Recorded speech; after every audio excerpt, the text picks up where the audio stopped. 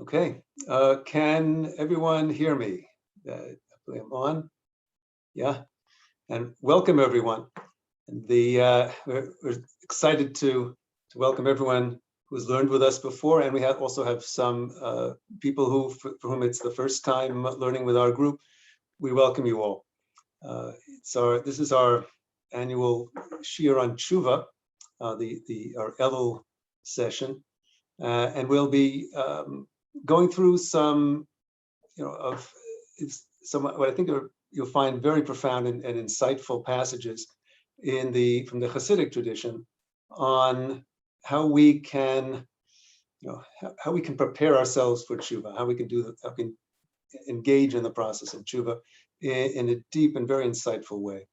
Let me lay out the schedule for this session. So for those of you that are new to it, just to get a sense of the structure. We'll begin with a few minutes of meditation, just we call hashkata, just quieting our minds. Those of us who have meditated together for quite a while, we do hashkata of the Piazetzner Rabbi. Those of you who have your own meditation practice, just whatever you do for clearing your mind, about 5 minutes, just to settle in, to open our minds and open our hearts to the learning we'll do together.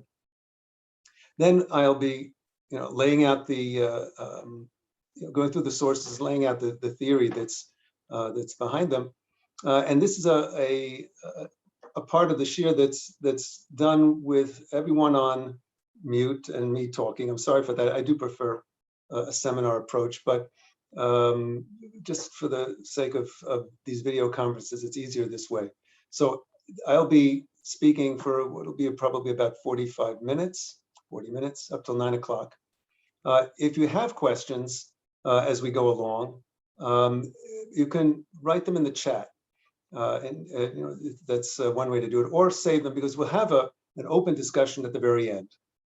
In the last 10 minutes, but it goes on and on for usually half an hour at least. We have a very open discussion. It's not recorded, so people can really express yourselves. But so there's the 40 minutes or so of me going through the material. We'll have a little bit of a break. Those time to refresh themselves, during which I will sing a nigun. A little bit of it's our halftime show, and you're welcome to sing along with me. You can put yourself on mute, so not embarrassing. So we'll do a little nigun, and then we do a meditation based on the learning that we will have done, and that will go for about 10 to 15 minutes, and then we have our discussion at the end. I hope that's clear enough. Okay. So just to begin with right now, just some quieting, hashkata, in any way that you do it, for about 5 to 7 minutes, and then we'll be ready all together to begin the session. You'll hear a little gong at the beginning and a gong at the end. Okay.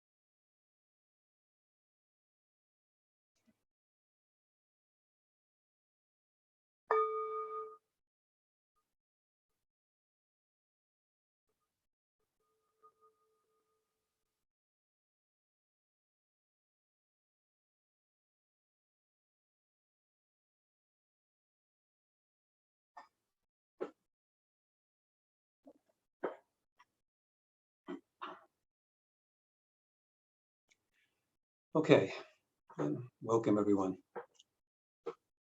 So, theme for this session is the nearness of Teshuvah.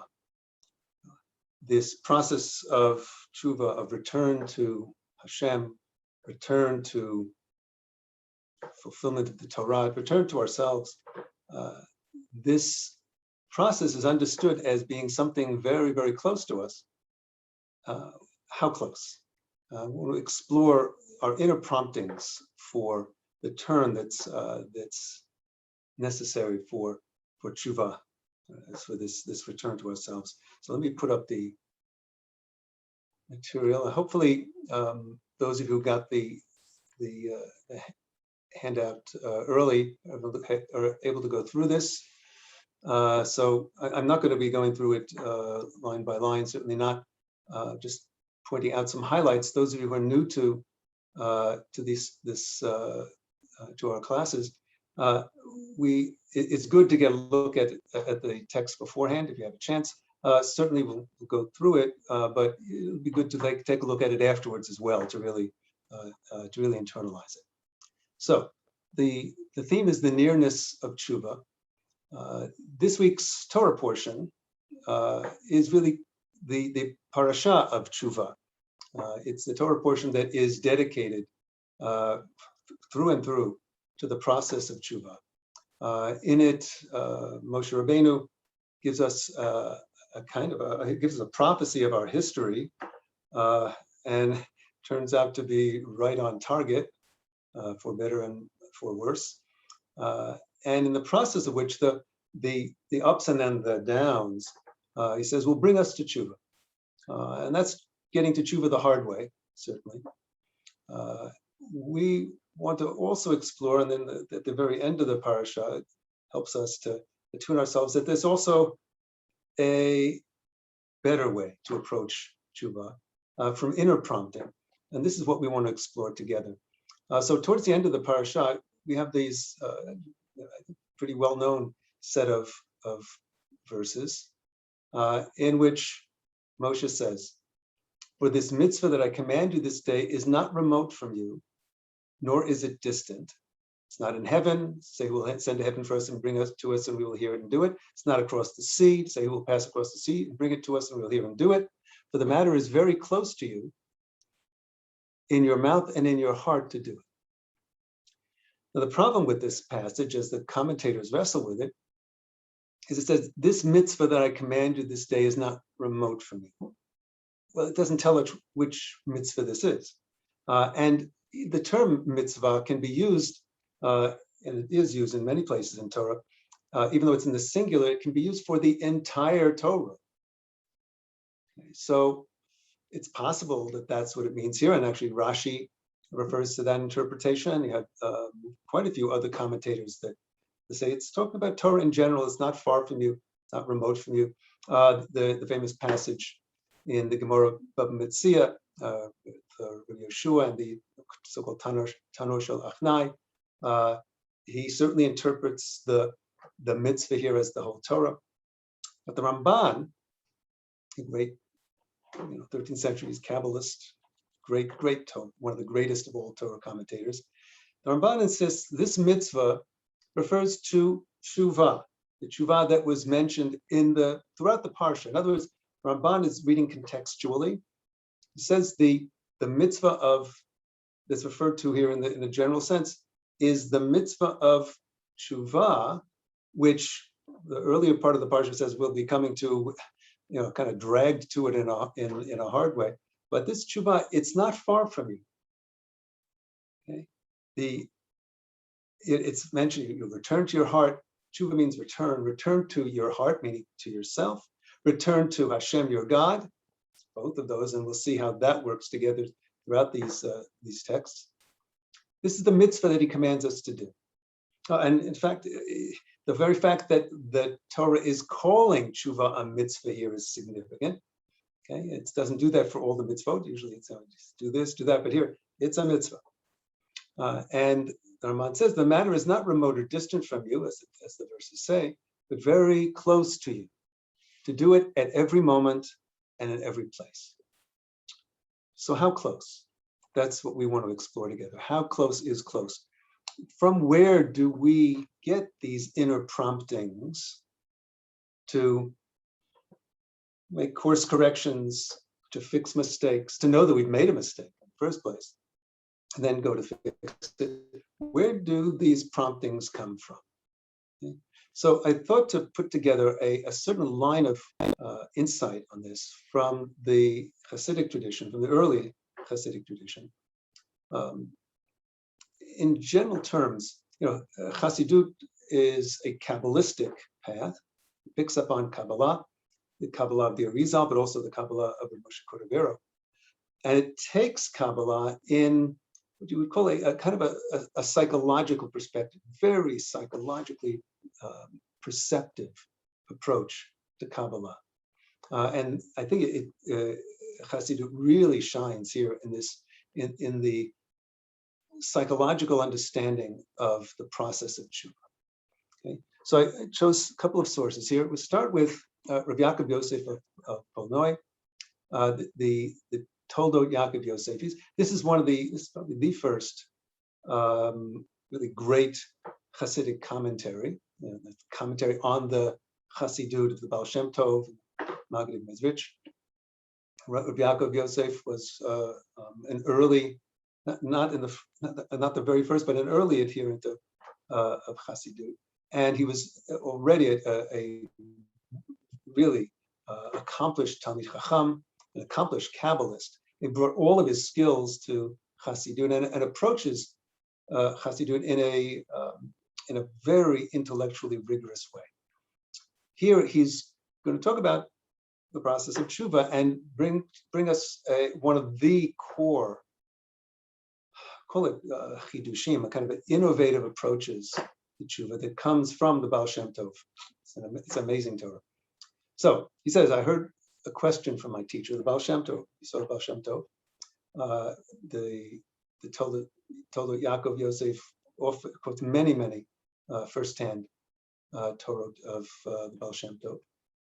And it's on what he said in the Mishnah. Every day it says in the Mishnah Avot, a heavenly echo goes forth from Mount Chorev, Mount Sinai, and declares, woe to people on account of the insult to Torah, etc. In other words, kind of a warning, woe to people who are not getting Torah, who are not following Torah, who are not learning Torah, and that's an insult to Torah.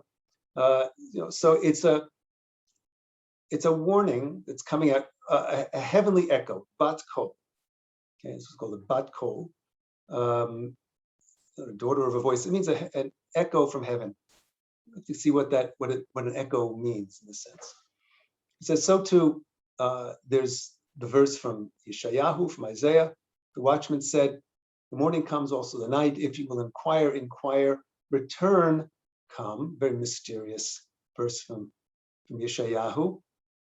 And this, he says, rightly, is interpreted in the Zohar as a heavenly announcement, another echo, a heavenly echo. So he brings the famous question of the Baal Shem Tov on these heavenly announcements, these heavenly echoes. It's a heavenly echo if no one hears the announcement, because it's not like coming over a loudspeaker over the planet Earth. Right? It's a heavenly echo. If no one hears the announcement, why do they announce? And if someone does hear, well, that's difficult because you don't hear it with your senses. You don't hear it in your ears. And if someone does say that they hear announcements from above, and even you find someone who says that he heard, who's the fool that's going to believe him? Okay, interesting question. So in other words, we have these heavenly echoes, which are calling us to Teshuvah. That's what the echo mentioned in Avot is, the echo that's mentioned here in Yeshayahu. They're calling us to return, to do Teshuvah. Okay, but if they're not really heard, then what's the benefit of a futile echo? How is it heard? So it brings this passage. I hope you read the text ahead of time. It's an interesting passage. Rabbi Yeshua ben Hanania, this is Rabbi Yeshua, who was, among other things, being a great Beit Din, but he was also a great diplomat. He was welcome in Rome, and the Gemara gives us examples of his diplomatic missions to Rome, and here's one of them. A story about him standing in Caesar's palace, which is not the one in Las Vegas, but the original Caesar's palace. And he has this interaction with a sectarian, which in context here, and certainly was an early Christian sectarian. And they're standing in Caesar's presence, but they have this kind of debate together, and you can see the debate here. And they're doing it in sign language. Interesting. You can sort of try to reconstruct what the how the gesturing happened. But in other words, they're not the sectarian Christian is insulting Rabbi Yoshua, that he's a member of a nation whose master God has turned his face from them. In other words, this is a successionist Christian sectarian. And he gestures this, he would say, the master has turned his face away from you. And Rabbi Yeshua responds, well, still his hand is stretched over us. So they're having this conversation, but it's all in hand gesture sign language. So Caesar sees them having this conversation, and he asks Rabbi Yeshua, what did he say to you? And Rabbi Yeshua translates the sign language of the sectarian. What did you answer? Rabbi Yeshua translates his sign language, that I gestured to him that God's hand is stretched over us. He asks the Christian repeats what he was signaling to Rabbi Yeshua, but the Christian doesn't know what Rabbi Yeshua answers him, and the Christian gets punished for that in the story. Some of you may know a certain rabbi's joke, a kind of a lame joke that goes around about, the debate happening in sign language between a rabbi and a member of another faith. It's based on this passage in the Gemara. It's a passage in Gemara Chagiga. Okay, so the question that Rabbi Yaakov Yosef picks up here is, well, why in a royal court do they practice sign language? And he says, this is kind of royal etiquette. There's a minimum of talking, and whatever can be expressed in gestures and signs is expressed that way. It's kind of a giving honor to the king, in this case, the Caesar. And this royal etiquette in a earthly court is a hint of what goes on in the heavenly court. And he says the Gemara is telling us that these announcements that come from God, from heaven, a heavenly echo, are also in hints. And this is the punchline of this. It's not that you're going to hear words from heaven saying, woe to people who are insulting the Torah.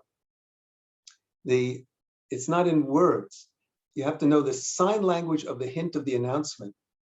So how is it that a heavenly echo comes forth, a heavenly announcement comes forth? And this is what the Baal Shem Tov is trying to get across. Where do we hear this heavenly echo? It's not for nothing. Where do we hear it?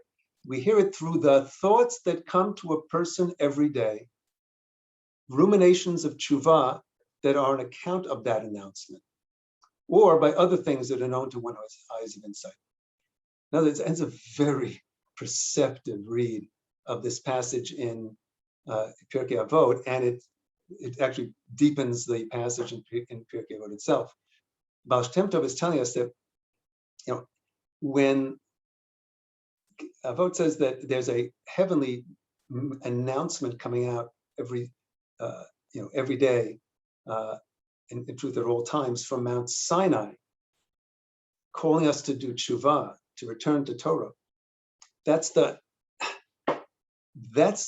what we do listen to it. That's the ruminations, that's those promptings that we feel, promptings of conscience that we feel in our own thoughts, in our own hearts, that get us to be aware of mistakes that we've made and to try to do better and to try to fix what needs to be fixed.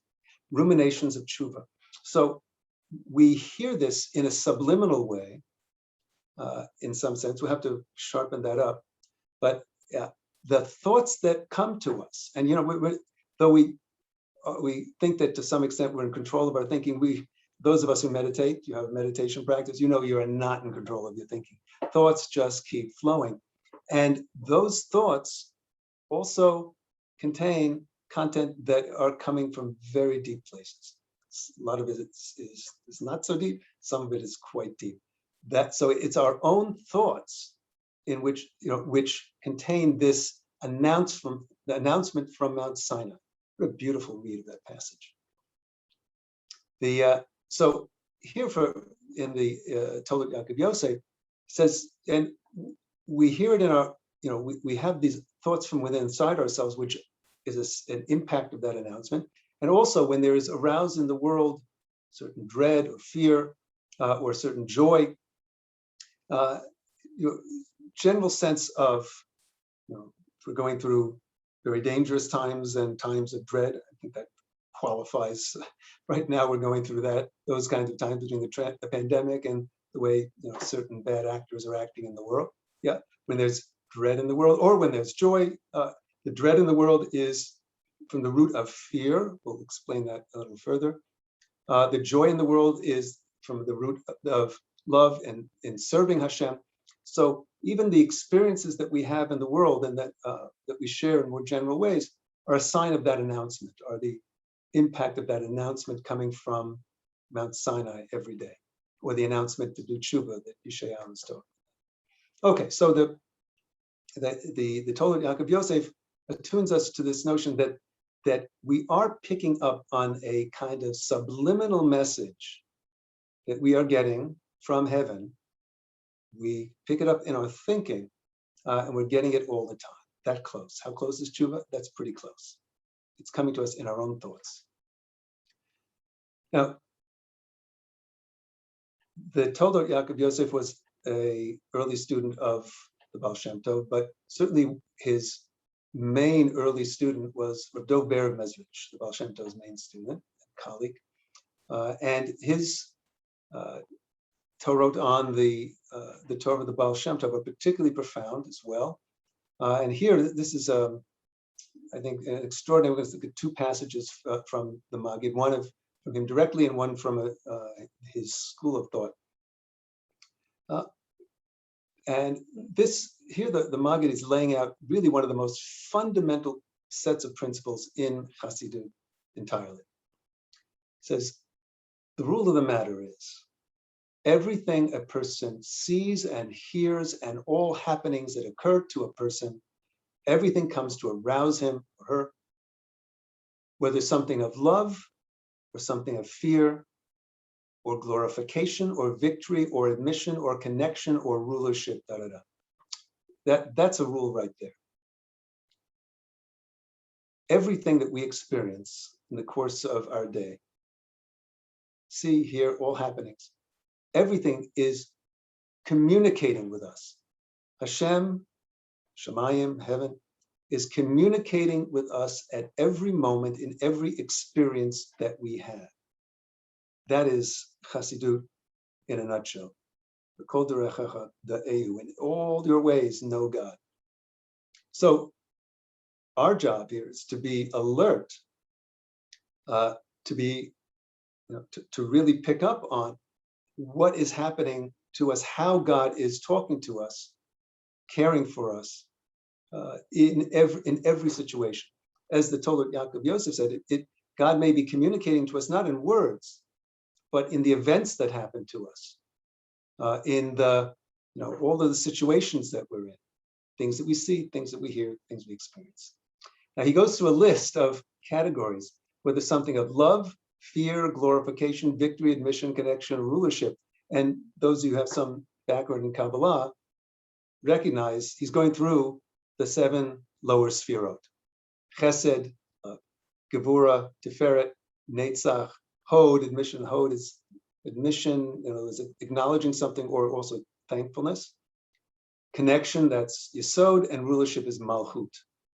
Okay, and so this will be a theme that he will develop, that God is communicating with us, not necessarily in words, but in events and things that happen to us, things that we see, things that we hear, and they occur in roughly within the categories of the Sfirot, of these qualities of revelation of God. In this case, qualities of the revelation of God's providential care for us.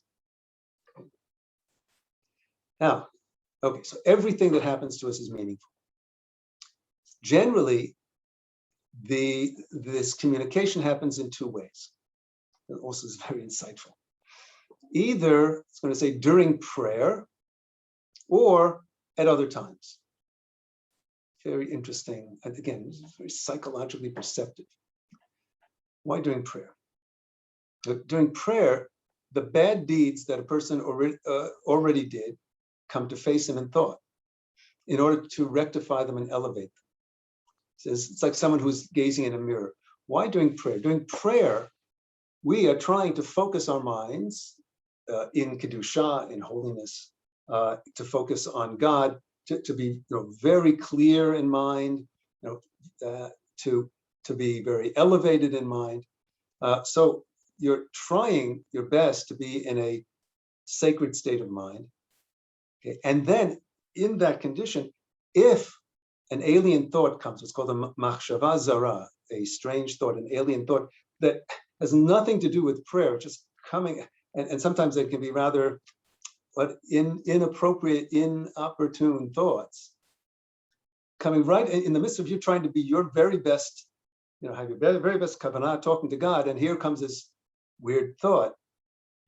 In the Kabbalistic approach, if that happens, and it's considered a very bad moment, and if you lose your kavanah in prayer and some alien thought, and particularly if it's a edgy or a sinful thought comes in the middle of your prayer, and you have to do everything you can to crush that thought, to push it out of your mind in Kabbalah. Baal Shem Tov took an entirely different approach. He said, if you're trying to do something sacred and something holy like prayer and really clear your mind, and you're doing it, and then just this totally non sequitur, inappropriate thought pops in your mind, it's not popping there for nothing. It's a meaningful moment. There's something about that, that interruption, that thought that's interrupting your sacred thinking. There's something that needs your attention. And it may present itself in a very inappropriate way in the midst of you trying to talk to God. And then here comes this weird thought. It says, don't try to crush it, push it out of your mind, investigate it.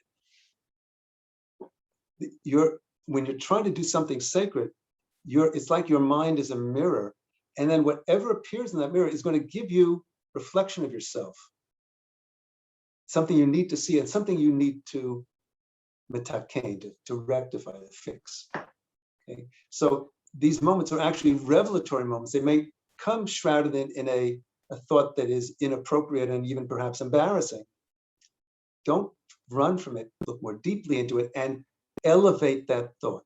He says his deeds may come to him in thought, or letters from the breakage. What that means is otiot min hashvira, shvirat kelim, for those of you the breaking of vessels. It's a technical phrase for the Maggid of Mezrich.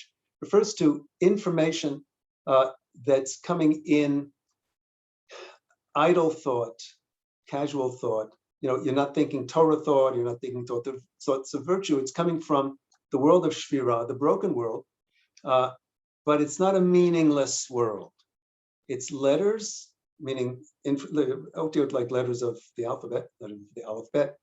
But in other words, information coming from the world of brokenness, but it's still meaningful. And our job is to elevate and to repair the world of brokenness. So take a look at that. It may show itself in very inappropriate thoughts coming in the midst of prayer, but this requires careful inspection to see whether it's letters of love or fear or something similar from the rest of the qualities of the Sfirot. This occurs during prayer. Now, he's going to talk about this in more detail later, also. I'll hold off on that for a moment. But the notion is that, if an inappropriate thought comes, you have a moment of anger, let's say that you remember something somebody did to you that really made you angry.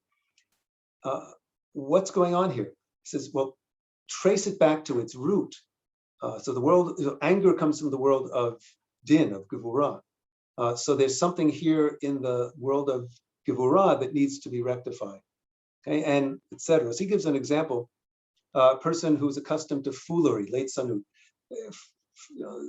Foolery has its place, but a person goes too much fooling around, and he needs a bit of that sets some boundaries on this. So he might be shown foolishness of idolatry. So in other words, fooling around, but in a negative way. I can't think of an example and don't think we need to, but in other words, he's it's a person who's indulges too much in fooling around. He gets some fooling around, but it comes with a really negative angle to it.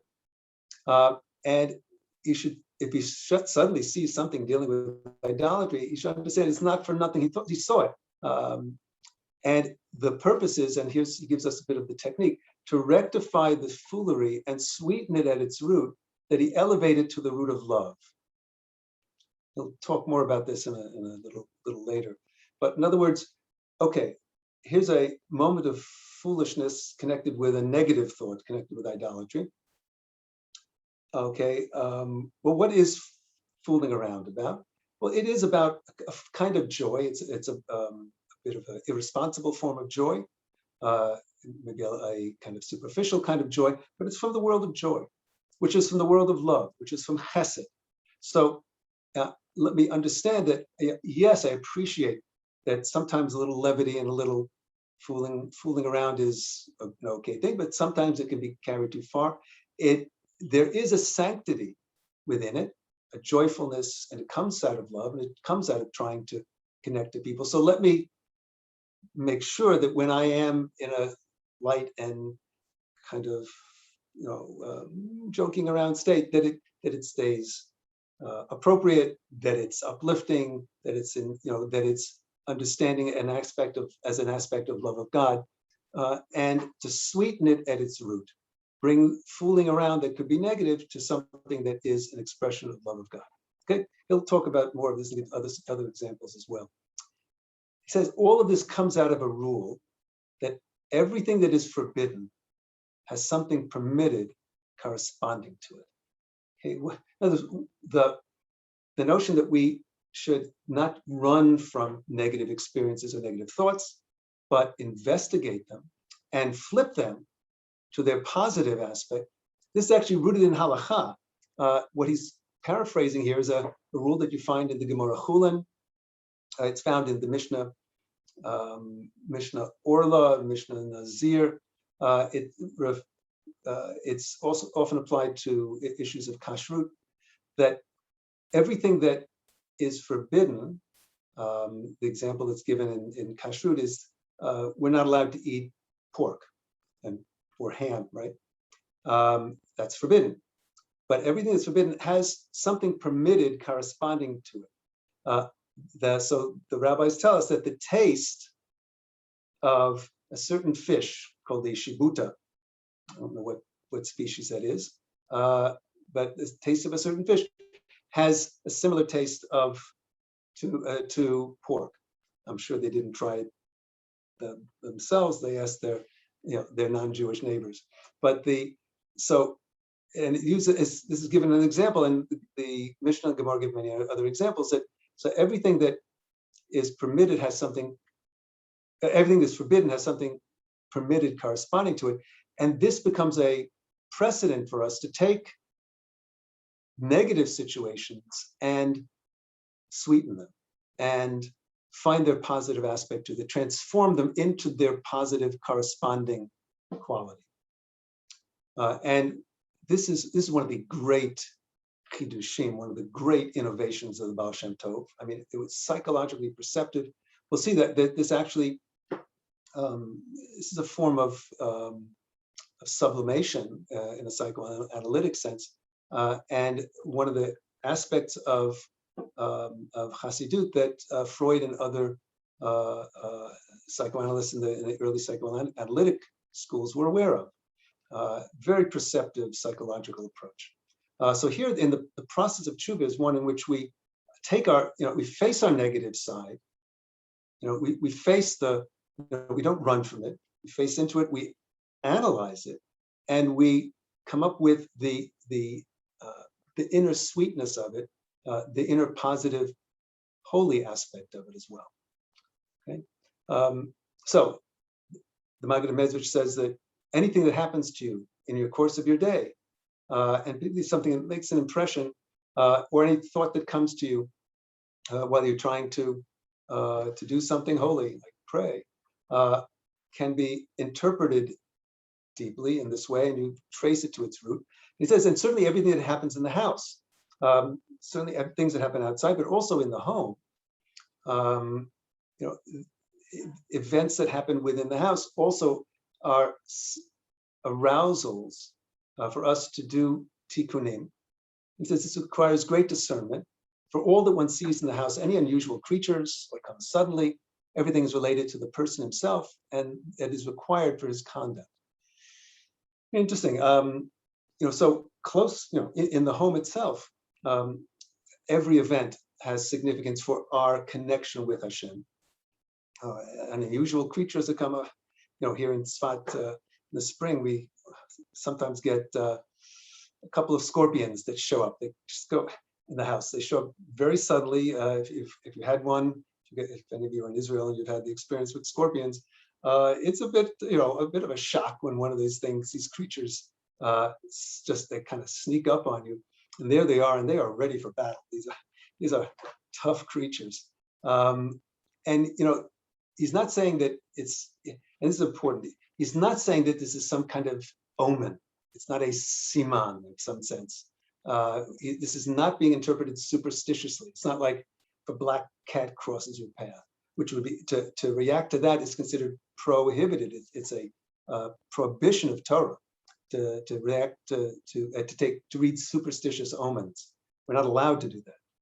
But you have an incident like suddenly a harmful creature comes into the house, and you react to it in a certain way. You should be very careful, get that creature out of the house, but then look deep at your own reaction. In other words, he's not saying that the appearance of a scorpion or a black cat means anything in itself. It's how we react to it that, did I fear it deeply? So why am I fearing it? What is the root of that fear? The deepest level of fear is yirat shamayim, fear of God. Was I over afraid of this little creature and not, dutifully having yirat shamayim, having real fear and awe for God? So it's not interpreted superstitiously, heaven forbid, but it gives us as he said, a mirror to our own minds, to our own hearts, to our own thinking. Okay, and so everything, and here's his rule, enclothes God's providential care. God is communicating with us at every moment. So if that frightening creature suddenly appears, it's really a sign for us to go deeper into our sense of awe of God. Okay. All right, so that's from the Maggid of Mezrich in his Magid Rabbi Yaakov. There's a parallel passage in Savot HaRivash. If we translate it, this is the ethical will of Rabbi Yisrael Baal Shem. Many great sages left their families, first of all, and then their students, ethical wills, not just wills of property, but how to comport yourself when they're moving on to the next world. But in this case, according to academic scholarship, this is not an actual ethical will of Baal Shem Tov himself, but a text that was put together by the Maggid of Mezrich and his students of what they learned from the Baal Shem Tov. So, and this is also very, very profound work in itself. So here it goes into it's kind of a parallel passage and analysis of the passage we just looked at in the Maggid of Mezrich and Magid Rabbi Yaakov, but it gives us some different angles on it, which I think are valuable to, and kind of fleshes out the topic in a more complete way. He's saying, and here he acknowledges, if a person is trying to pray, and he prays with enthusiasm, the way that a chassid should, then if a thought comes to him in the midst of really intense, focused, heartfelt prayer that's done with enthusiasm, it's meaningful. Now, if you just pray in a casual way, and then you're not really maintaining kedusha in your mind and not really maintaining focus, and all kinds of odd thoughts come, and you're getting distracted, and that's just your problem. That's not meaningful. That means you should be focusing your kavanah more. But if you are really trying to focus and you are really praying with enthusiasm, and then a negative thought comes, then he should inspect the thought as to what it is. And I'll give some examples, tough examples. If it is regarding a negative form of love, such as idolatry, let him bring it to its, such as adultery, let him bring it to its root, which is love of Hashem, blessed be He. This is really interesting approach. So here's a person in the midst of tefillah, moment of great sanctity, wants purity of mind, purity of heart, and some idea of a person that they would like to have to love, and it's not an appropriate love, and that's what he's calling it, adultery. In other words, a thought, a very inappropriate thought, comes through his mind at that moment. But he's trying to pray with all the kedusha that he can muster, and here this thought still has interrupted. So he says, don't ignore it, and don't just push it aside. Inspect the thought, bring it to its root, which is love of Hashem. In other words, at this moment, he was feeling, for all that he was trying to maintain kedusha, this negative thought invaded.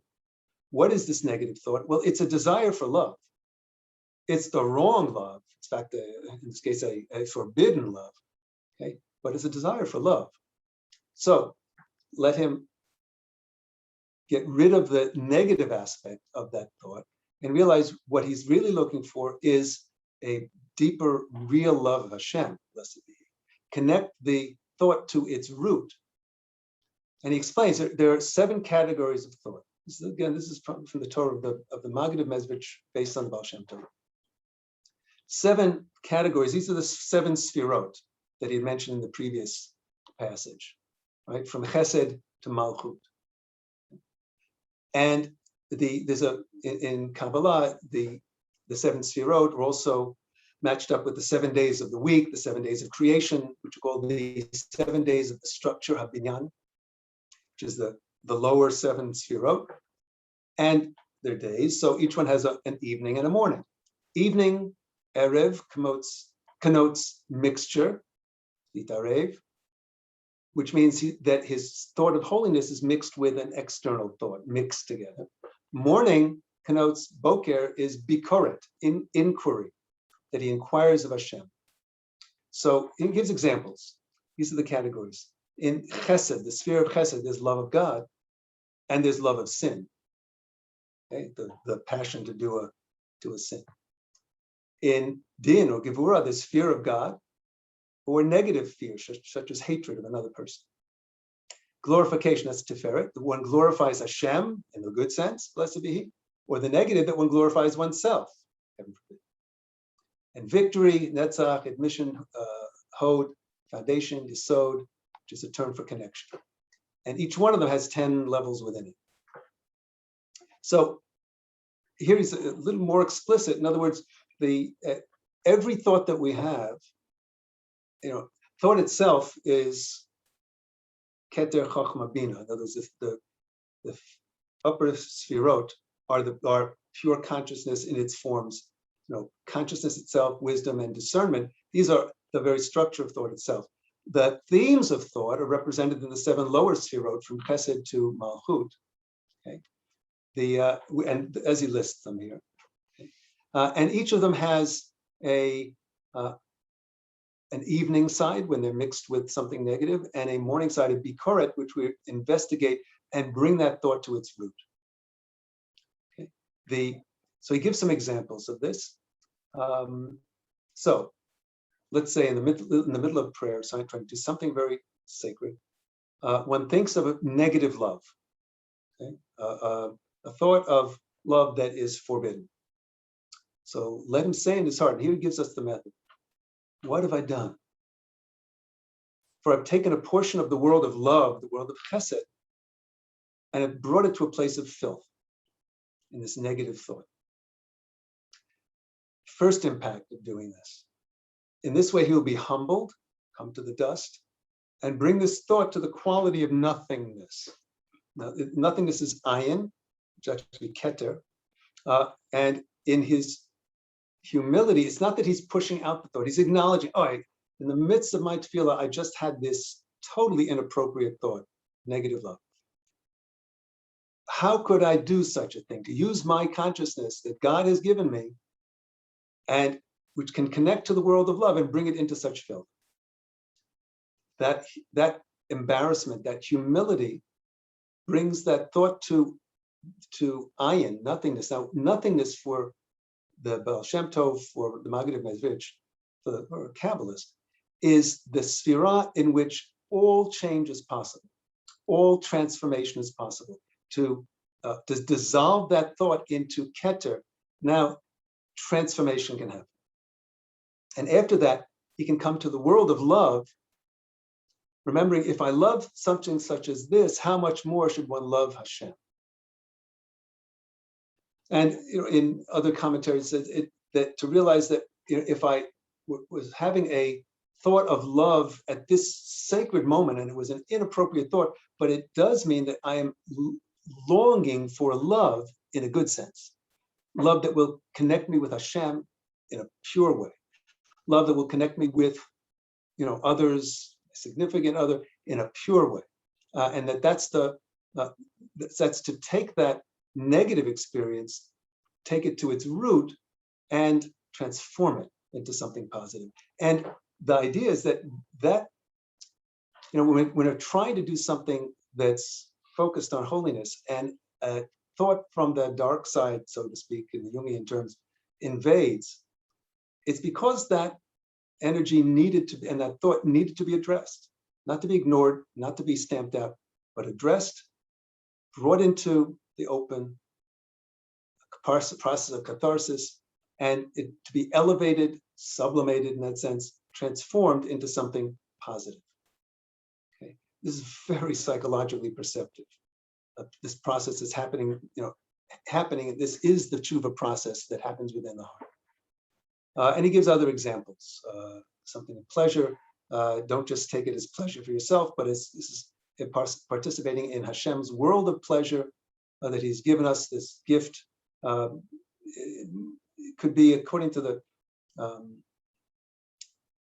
to Moshe Cordovero, this could be from the world of Malchut or the world of Bina. In context here, probably Malchut, the world of Oneg, pleasure, or fear. You see something he has fear of, you can say, what do I have to fear from this? Behold, he's a person like me, or it's a domestic or a wild animal. But rather, blessed be he, the awesome one, is enclosed in this thing. So how much more should I fear him, God, God's self, and take that fear response that I had?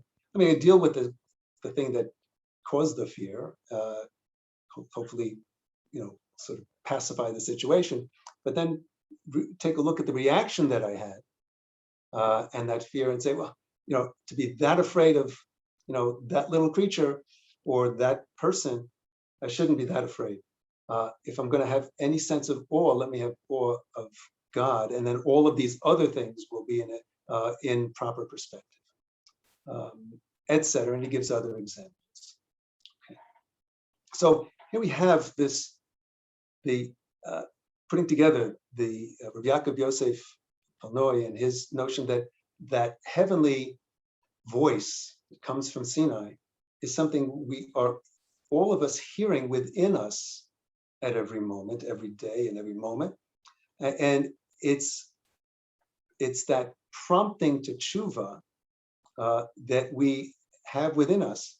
The Maggid of Mezrich now says that, that when it particularly shows itself, these inner promptings show themselves for what they are, when we're trying to be focused and engaged in a sacred pursuit, and these thoughts invade, that's a sign that these thoughts are, need processing. They're coming up, they're bubbling up in this subliminal way, breaking through to our consciousness.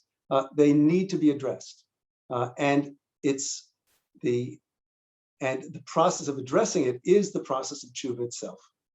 Okay, now, to put this all together, one more of the great early Rebbes of Hasidut, Rabbi Pinchas of Koretz, and I think he puts this whole approach of the Baal Shem Tov into its proper psychological setting. In other words, we start with this notion that there's a heavenly voice, a heavenly echo, an announcement from heaven that is not in words, but in events that happen to us, the experiences that happen to us in the course of our day.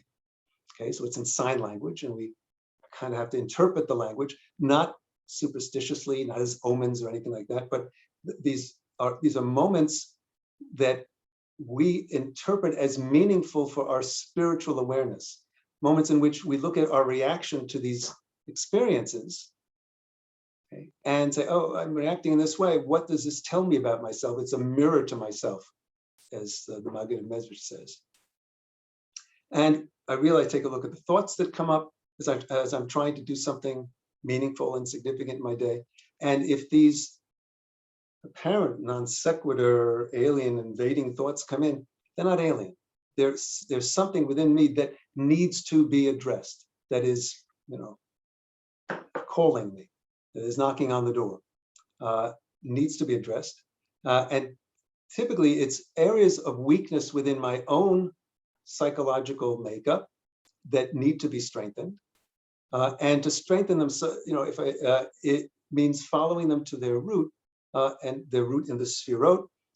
If it's something that is coming from the root of love, I have to follow it to that root and find okay, if an alien thought of love comes to me in the middle of my tefillah, it means I need love, but I need it in the right way, and I have to approach it in the right way. If a moment of anger comes in my tefillah, okay, that's inappropriate, but I do need discernment, and I need a sense of justice in my world, and let me do that in a positive way. And so these are inner thoughts that are coming up that are meaningful for our wholeness, that we need to be able to rectify, to do a tikkun on, to sweeten them. It's called hamtakat hadinim, sweetening the judgments, by bringing them back to their root, their positive root. And this helps us attain the wholeness of personality that real tshuva is about. So here, Rabbi Pinchas, of course, just gives us one more piece of this that we need. He quotes Rabbi Meir, it's probably also Rabbi Abahu that he means to quote, said that a person's soul teaches him. Nishmat Adam Talmidenu. This saying of Meir or Rabbi was a pearl in his mouth all the time, is a pearl of wisdom. And he said several times that there's no person, and this is now his Pinchas of Koretz, he's being quoted. There's no person whose soul doesn't teach him at every moment, at every instant. But it's certainly not the way of the soul to repeat and reiterate the matters several times. Say it again. Our souls are teaching us at every moment, at every instant, but they teach us really one time through, and you better be quick to pick it up. Okay. Now here, this is very insightful. In other words, we've been talking up to this point about that there's a heavenly echo, and we pick up on the echo, and we pick up on it's maybe conveyed to us in events that happen in our lives, like a sign language from heaven. It may not be in words, but in events, sounds that we see, the sounds that we hear, things that we see, etc. And what Pinchas is saying here is, yes, things happen to you in your, you have experiences in your day.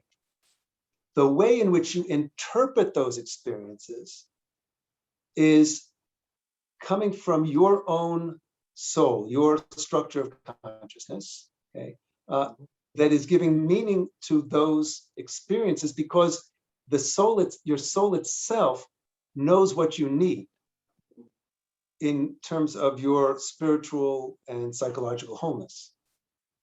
So these are events that happen. Someone who is not dealing with these issues, these events will happen, and they will not interpret them particularly.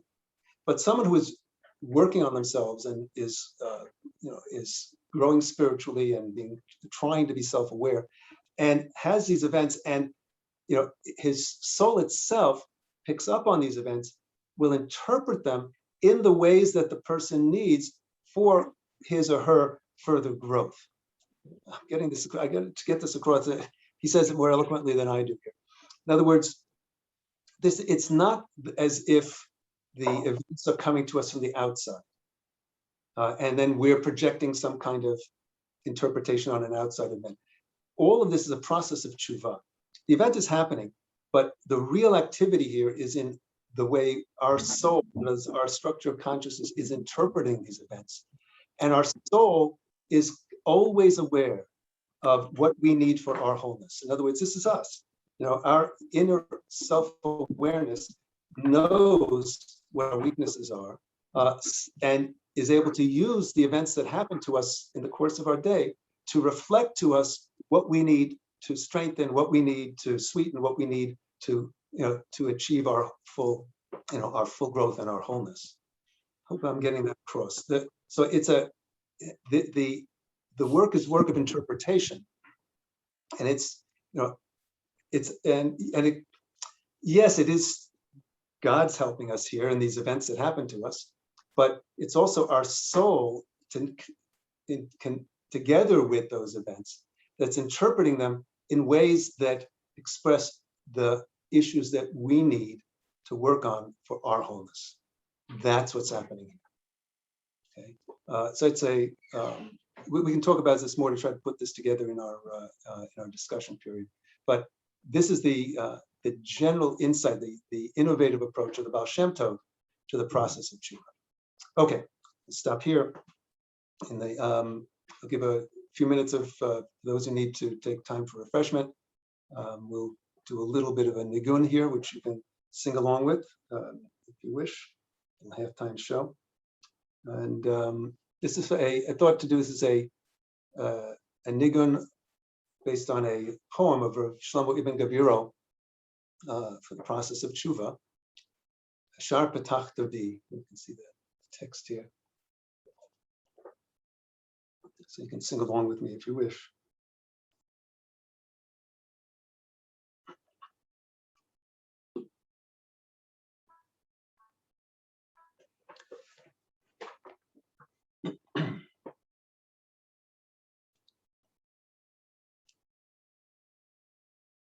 Shar Petach Dodi, Shar Petach Dodi, Guma Petach Shar, Guma Petach Shar. Ki nivala nafshi, ki nivala nafshi, gam nisara sa'ar, gam nisara sa'ar. Haketz asher nechtam, Haketz asher nechtam, Osif alei mechol libi, Osif alei mechol libi. V'yein mevin li, v'yein mevin li, v'ani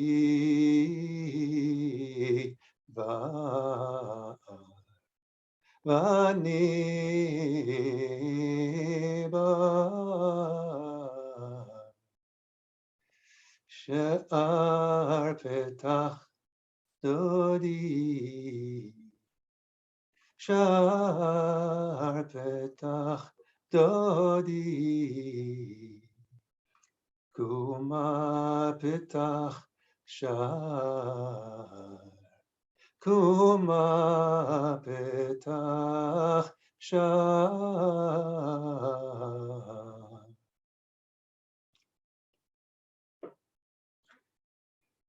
Okay. So it's the part of our session where we meditate on what we've been learning.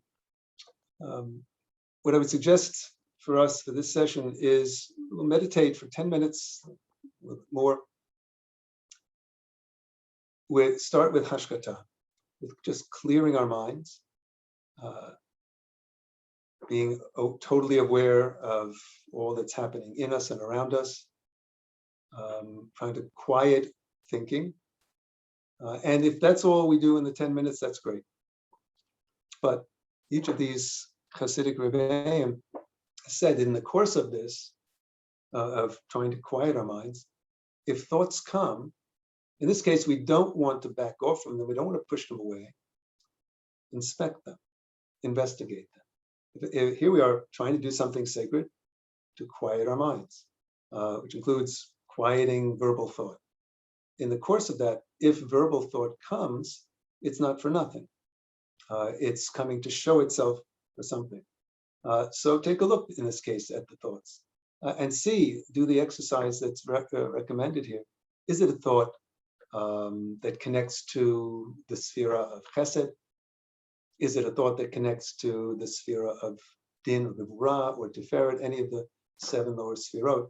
If you can discern that, and then kind of ask ourselves, so what is the real inner connection that my heart and my soul is trying to express with this thought, and take it to its root? Okay. Now, if nothing does pop up that deserves that kind of attention, that's fine. We have 10 minutes of quieting.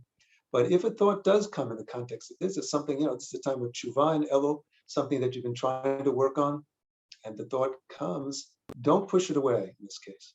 Try to analyze it in the way that's suggested here. Its category in Sphira, and its meaning to you, and to bring it to its positive root. Okay?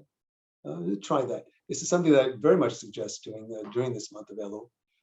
This kind of hashkata meditation, a quieting meditation that's also a cheshbon nefesh, a self-accounting in a very natural way, not forced, not artificial, but really quite natural.